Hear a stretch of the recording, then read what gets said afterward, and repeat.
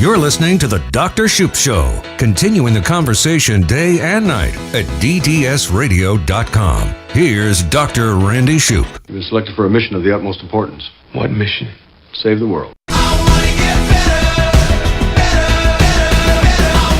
So thank you again for being with me here today. I really appreciate it. We're all in our seats. The professor is ready to give us his words of wisdom, and he is going to answer the proverbial question, how is it that dentistry is similar to being a surveyor or a guy that builds your deck or somebody that builds your house? And here is the answer to the question. They both need to have an absolute rock solid thing that is called the point of the beginning. If you want to pull the survey out from the title work on your house, the surveyor always starts with a point of beginning.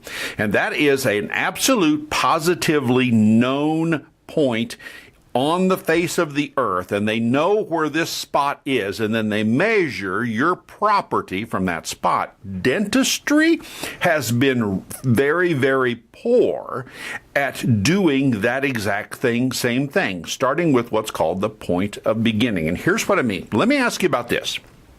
Let's say you go to the dentist, sit in the dental chair, the dentist numbs you up, drills out a cavity in your tooth, puts a filling in it, you walk out of the office numb as a post, you get home, the numbing wears off, and you start biting up and down, and you realize that the bite isn't right, that it doesn't feel good. And you can bang into this tooth a little bit, and it kind of hurts, but the dentist is clear on the other side of town. You don't want to have to get in the car and go back over there again and sit in the chair and have him grind on your tooth, or she grind on your tooth.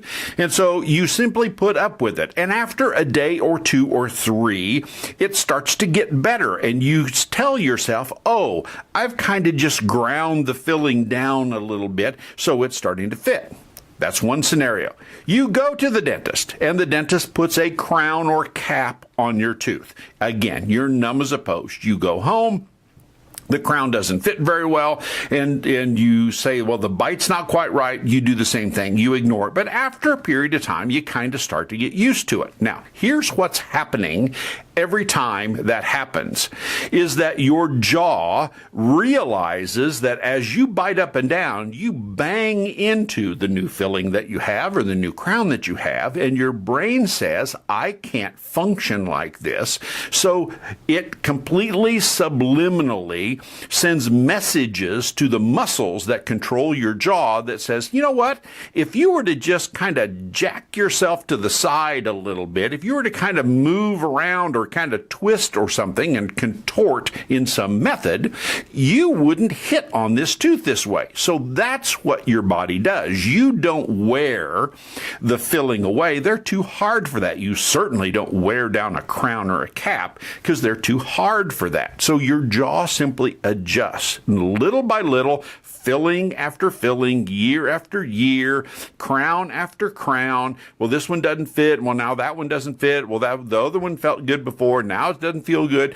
You slowly jack your jaw completely out of position. And so the little hinge joints right in front of your ear, the temporomandibular joint. See, you need pencil and paper. When you come to class, you should always bring pencil and paper.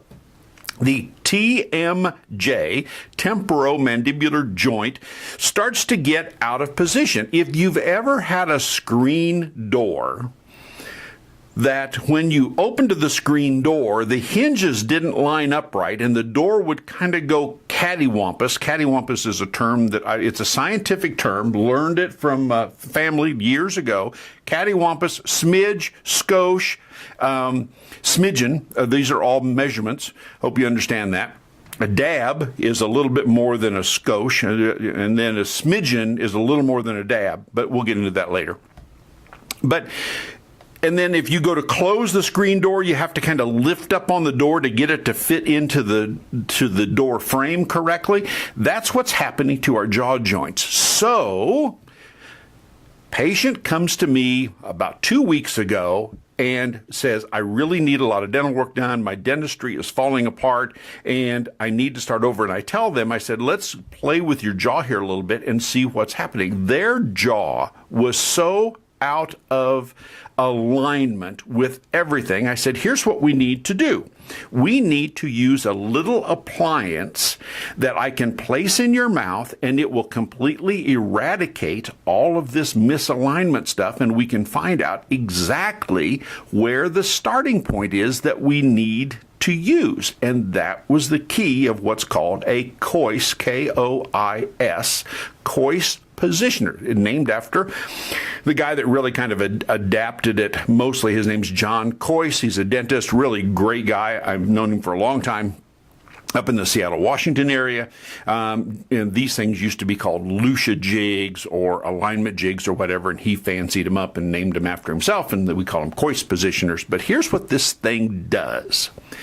It's a little plastic piece that fits up on the roof of your mouth right behind your upper front teeth. And when you bite together with this thing in your mouth, the only teeth that hit are your bottom front teeth, the front two, against this flat plane that's right behind your upper front teeth. That's the only two teeth in your entire mouth that hit, just the front two. What happens is your muscles, your brain, all don't get any signals from the back teeth at all. They don't ever touch, and so there's no information being transmitted to the brain.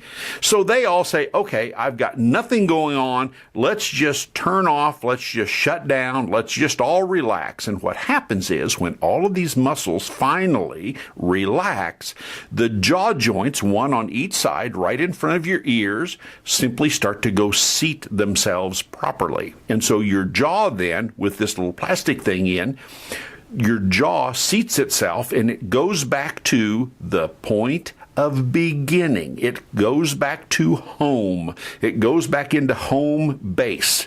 It is the absolute starting place where you began when you were probably an infant with your jaw joints in their proper position.